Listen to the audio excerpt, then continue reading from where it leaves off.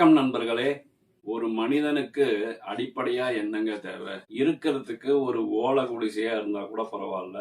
வெயில்ல மழையில நனையாம இருக்கிறதுக்கு ஒரு சின்ன வீடு வேணும். இதெல்லாம் ஒரு மனுஷனுக்கு அடிப்படையா இருக்க வேண்டியது. ஆனா பெரிய பெரிய மாளிகையா கட்டுறது, ஒண்ணுக்கு 2 வீடா கட்டுறது, இதெல்லாம் லக்ஸுரி. ஒரு சொந்த வீடு கட்டணுங்கிறது அடிப்படை தேவையா மாறிடுச்சு. ஏன்னா இப்போ ஒரு வாடகை வீட்டுக்கு போறோம்னா வாடகையே நிறைய சொல்றாங்க. அந்த வீடு பாத்தீங்கன்னா ஒரு காற்று இருக்காது, ஒரு வெளிச்சம் இருக்காது.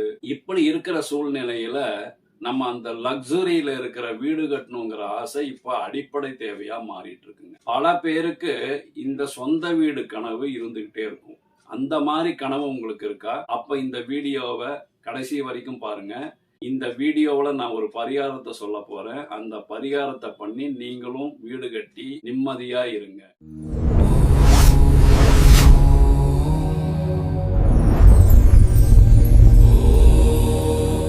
வணக்கம் நண்பர்களே, நான் உங்கள் காஷ்யப பி ராம்குமார், உங்கள் வாழ்வியலுக்கான வழிகாட்டி ஜோதிடர். இது நம்ம டிவைன் வேதா சேனல். நிறைய பேருக்கு ஒரு சொந்த வீடு கட்டணுங்கிற ஆசை இருந்துகிட்டே இருக்கும். சில பேருக்கு பாத்தீங்கன்னா சொந்த வீடு அமையவே அமையாது.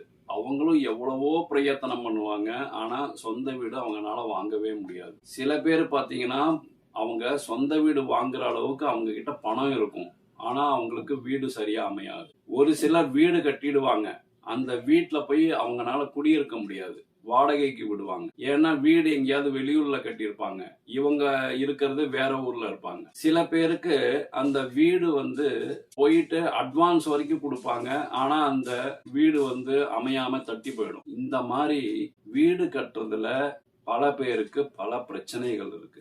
இந்த மாதிரி இருக்கிறவங்களுக்கு நான் இப்ப பரிகாரத்தை சொல்றேன். இந்த பரிகாரத்தை நீங்க தொடர்ச்சியா பண்ணிட்டு வந்தீங்கன்னா உங்களுக்கு இந்த நான் மேல சொன்ன எல்லா ப்ராப்ளமும், யாராருக்கு என்னென்ன பிரச்சனை இருக்கோ அதெல்லாம் படிப்படியா சரியாகி ஒரு வீடு அமையறதுக்கு ஒரு சூழ்நிலை உருவாகும். இந்த பரிகாரத்தை பண்றதுக்கு நீங்க என்ன பண்ணணும்னா, உங்க ஏரியாவுல ஏற்கனவே வீடு கட்டிக்கிட்டு இருப்பாங்க, அந்த கட்டிட்டு இருக்கிற வீட்டுக்கு போயிட்டு அவங்களோட பர்மிஷனோட ஒரு 9 கல்லு, செங்கல் கிடையாது, அதே மாதிரி அந்த கல்லு சமமா இருக்கக்கூடாது, கொஞ்சம் கரட முரடா இருக்கணும், சைஸ் வெவ்வேறையா இருக்கணும். அந்த மாதிரி 9 கல்லு எடுத்துக்கணும். கொஞ்சம் பெரிய கல்லு, அதோட கொஞ்சம் சின்ன கல்லு, அதோட சின்ன கல், அந்த மாதிரி, அதாவது கோபுரம் மாதிரி இப்படி இருக்கிற மாதிரி ஒரு கல்லை நீங்க தேர்ந்தெடுத்து ஒரு 9 கல்ல தண்ணியில நல்லா சுத்தம் பண்ணுங்க.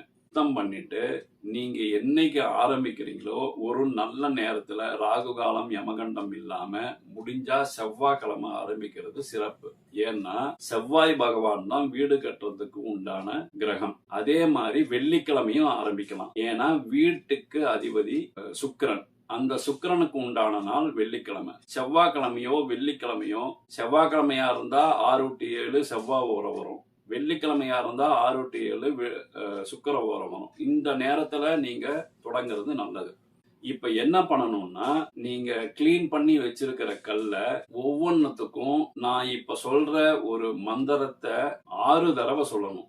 ஒரு கல்லை எடுத்து கையில வச்சுக்கிட்டு அதுக்கு சந்தனம் குங்குமம் வைக்கணும். சந்தனம் குங்குமம் வச்சு நான் இப்ப சொல்ற மந்திரத்தை நீங்க 6 தடவை சொல்லணும். அந்த மந்திரம் என்னன்னா, கேட்டவர்க்கு கேட்டவரம் தருவோனே, கோட்டை போல வீடு கட்ட அருள்வோனே, சொக்கநாதன் மகனை நோக்கி கை தொழுவோமே, சுகமாய் வாழ நாம் வேண்டிக் கொள்வோமே. திருப்பியும் சொல்றேன். கேட்டவர்க்கு கேட்டவரம் தருவோனே, கோட்டை போல வீடு கட்ட அருள்வோனே, சொக்கநாதன் மகனை நோக்கி கைதொழுவோமே, சுகமாய் வாழ நாமும் வேண்டிக் கொள்வோமே. இந்த மந்திரத்தை 6 தடவை சொல்லும் போதே அந்த கல்லுக்கு நீங்க சந்தனம் குங்குமம் வச்சு சுத்தமா இருக்கிற இடத்துல அதை வச்சிடணும். இப்போ அடுத்த கல்லை எடுத்துக்கிறீங்க. அடுத்த கல்லை எடுத்துட்டு இதே மாதிரி இந்த மந்திரத்தை 6 தடவை சொல்லிட்டு சந்தனம் குங்குமம் வச்சு நீங்க ஏற்கனவே வச்சிட்டு இருக்கிற கல்லு மேல இதை வைக்கணும். அடுத்தது அடுத்த கல்லை எடுத்துக்கணும். அடுத்த கல்லை எடுத்துக்கிட்டு இதே மாதிரி நான் சொன்ன மந்திரத்தை 6 தடவை சொல்லி சந்தனம் குங்குமம் வச்சு இப்போ அந்த 2வது கல்லு மேல வைக்கணும். இதே மாதிரி 9 கல்லையும் நீங்க 6 தடவை மந்திரத்தை சொல்லி சந்தன குங்குமம் வச்சு ஒண்ணு மேல ஒண்ணு வைக்கணும். இப்படி வச்சீங்கன்னா 9 கல்லு ஒண்ணு மேல ஒண்ணு இருக்கும். நீங்க கல்லு வைக்கும் போது விழுந்துட்டா கூட கவலைப்படாதீங்க, அதெல்லாம் ஒன்றும் பிரச்சனை இல்லை. விழுந்துட்டா திருப்பி எடுத்து வைங்க. இந்த மாதிரி சொன்னீங்கன்னா நீங்க அந்த மந்திரத்தை ஒரு தடவை பண்ணும்போது 54 தடவை சொல்லுவீங்க.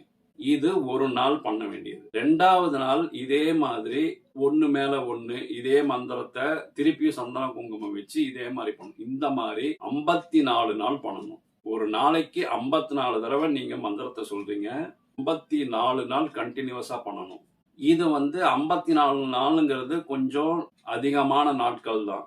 ஆனா இதுல என்னன்னா நீங்க வீட்டுல இருக்கிற யாரு வேணா செய்யலாம். ஒரு நாளைக்கு அப்பா செய்யறாரு அப்படின்னா தொடர்ச்சியா அவரே செஞ்சுட்டு வர்றாருன்னா, ஒரு நாளைக்கு அவர்னால செய்ய முடியல, எங்கேயாவது வெளியூர் போறாரு அப்படின்னா வீட்டுல இருக்கிற அம்மா செய்யலாம். இல்ல 2 பேர்னாலையும் செய்ய முடியலன்னா பசங்க பண்ணலாம். இந்த பரிகாரத்தை வீட்டுல இருக்கிற யாரு வேணா அந்த 54 நாள்ல மாறி மாறி கூட செய்யலாம். அந்த 54 நாள் முடிஞ்சிருச்சுன்னா நீங்க ஆனா இதுல என்ன ஆகணும்னா நடுவுல எந்த நாளும் விட்டு போக கூடாது. அதுதான் முக்கியம். கண்டினியூஸா பண்ணிக்கிட்டே இருக்கணும். சப்போஸ் ஏதாவது ஒரு நாள் 3 பேருமே இல்ல பண்ண முடியல அப்படின்னா கண்டினியூ பண்ணுங்க. அத்தனை நாள் விட்டீங்களோ, இப்ப சப்போஸ் சனி ஞாயிறு பண்ண முடியல, திங்கக்கிழமை பண்றீங்க. திங்கக்கிழமை பண்ணும்போது நீங்க ஏற்கனவே பண்ணனால கண்டினியூவா நீங்க எண்ணி பண்ணலாம். ஆனா இந்த 2 நாள் விட்டதை நீங்க காலையில ஒரு தடவை சாயந்தரம் ஒரு தடவை 2 நாள் காலையிலயும் பண்ணணும், சாயந்தரமும் பண்ணணும். இந்த மாதிரி பண்ணணும். இந்த மாதிரி 6 செட்டு பண்ணணும். அதாவது 54 நாள் முடிச்சிட்டீங்க. அது ஒரு தடவை. அதே மாதிரி 6 தடவை பண்ணணும். 6 தடவை பண்ணீங்கன்னா உங்களுக்கு அதுக்குள்ளார நீங்க மனசுல வீடு கட்டுறதுக்கு என்னெல்லாம் உங்களுக்கு பிரச்சனை இருக்கோ அந்த பிரச்சனை கொஞ்சம் கொஞ்சமா உங்களுக்கு சால்வ் ஆகி உங்களுக்கு ஒரு வீடு கட்டுறதுக்கு உண்டான சூழ்நிலை உருவாகும். வீடு கட்டுறதுங்கிறது ஒரு சாதாரணமான விஷயம் கிடையாது. அதுல ஏகப்பட்ட கஷ்டங்கள் இருக்கு. அதுக்கு நம்ம தொடர்ச்சியா ரொம்ப நாள் இந்த பரிகாரத்தை பண்ணிட்டு வந்தாதான் நமக்கு அந்த சூழ்நிலை சாதகமா அமைஞ்சு வரும். இதுல இருக்கிற ஒரு சூக்ஷ்மம் என்னன்னா இது நம்மளுடைய பாவனை ரொம்ப முக்கியம்.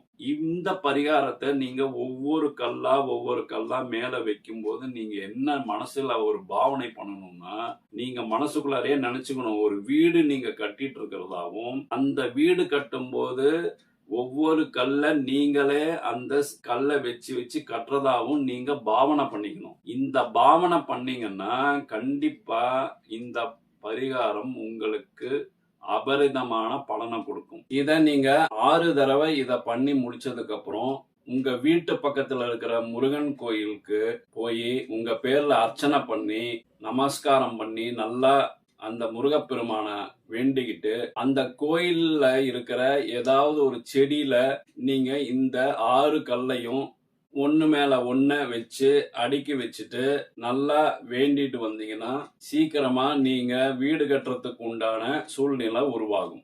நன்றி நண்பர்களே. இந்த மாதிரி பல தகவல்களுக்கு நம்ம டிவைன் வேதா சேனலை சப்ஸ்கிரைப் பண்ணிக்கோங்க. பக்கத்திலேயே பெல் ஐக்கான் இருக்கும், அதையும் பிரஸ் பண்ணிக்கோங்க.